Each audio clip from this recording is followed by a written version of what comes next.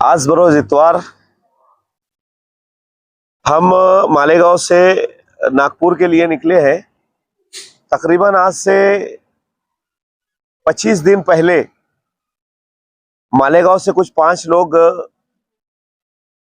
नागपुर हजरत ताजुद्दीन बाबा रहमतुल्लाह अलैह की दरगाह पर उर्स के लिए गए थे और उसमें से 5 लोगों में से एक बंदा उनसे मिसिंग हो गया था और तकरीबन 3 दिन के बाद उसकी डेड बॉडी मिली नागपुर से कुछ 20 से 25 किलोमीटर दूर के ऊपर। उसकी डेड बॉडी जिस वक्त तो मिली तो उनके घर वालों को उसका इल्म नहीं था। उनके घर वाले नागपुर में उसको ढूंढ रहे थे, उसके साथी जो थे वो नागपुर में ढूंढ रहे थे और उसकी डेड बॉडी नागपुर से 30 किलोमीटर दूर मिलने के बाद वहां के पुलिस स्टेशन वालों ने उसका पीएम वगैरह करवा कर और उसकी लाश को शमशान घाट के ऊपर मतलब अंदर शमशान भूमि के अंदर उसको दफना दिया था। अब दफनाने के बाद उनके भाई जो मालेगांव से गए उन्होंने मतलब काफी उनको 2-3 दिन तक ढूंढा। ढूंढने के बाद एक पुलिस स्टेशन से उनको मालूम पड़ा कि यार एक बंदे की यहाँ पर लावारिस लाश मिली हुई थी 2-3 दिन पहले, लेकिन उसको दफना दिया गया। तो वो पुलिस स्टेशन में उसके फोटो वगैरह मौजूद थे। तो उनके भाई ने जिस वक्त तो उसका फोटो वगैरह देखा और उसके हाथ पे उसका नाम लिखा हुआ था तो वो पहचान गए कि यार ये मेरा भाई है।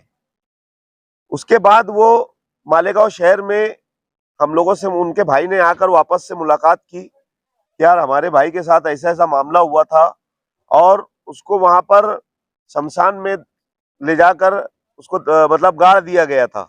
वहां के पुलिस वालों ने उसको शमशान में गाड़ दिया था।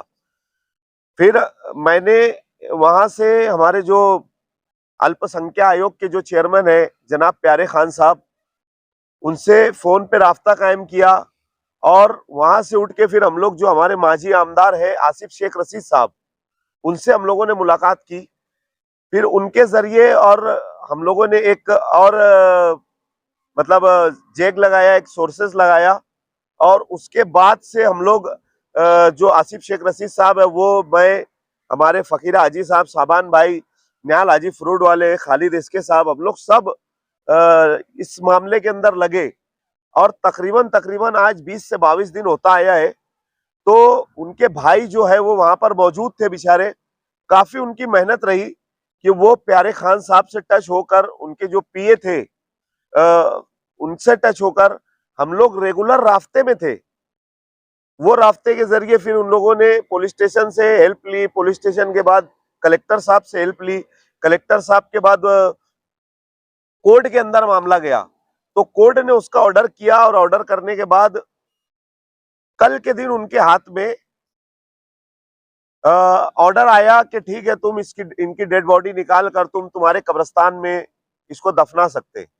तो वो ऑर्डर आने के बाद हम लोग मालेगांव से निकले। अब जाकर उनके भाई अकेले हैं वहां पर, उनके साथ मिलके हम लोग कब्रिस्तान से डेड बॉडी निकालेंगे, अपना शमशान से डेड बॉडी निकालेंगे और निकाल कर उसको कब्रिस्तान में वहां पर हजरत ताजुद्दीन बाबा रहमतुल्लाह अलैह की दरगाह के पास उसको दफनाएंगे। हम लोगों ने काफी मतलब उलमाए किराम से भी मालूमात ली तो उलमाए किराम ने बोले कि काफी दिन हो गया है, डेड बॉडी नहीं भी निकाले तो चलेगा, लेकिन उनकी जो वालदा थी, मरने वाले की जो माँ थी, उनका कहना था कि मेरी आखिरी ख्वाहिश यही है कि कुछ भी करो मेरे बच्चे की लाश को शमशान से निकाल कर और कब्रिस्तान में दफना दो। बड़ी उन्होंने आजीजी के साथ हम लोगों से कहा और बहुत मिन्नतें समादत करने के बाद हम लोगों ने ये कदम उठाया और अल्हम्दुलिल्लाह सुम्मा अल्हम्दुलिल्लाह कल के दिन उसके ऊपर कामयाबी मिली। और कामयाबी मिलने के बाद आज हम लोग सुबह इतवार के दिन फजर के बाद निकले। अब नागपुर पहुंच के वो डेड बॉडी निकाल कर नागपुर पहुंचेंगे और पहुंच के वो डेड बॉडी निकाल कर और इंशाअल्लाह हम लोग उसको कब्रिस्तान में दफनाएंगे। शुक्रिया।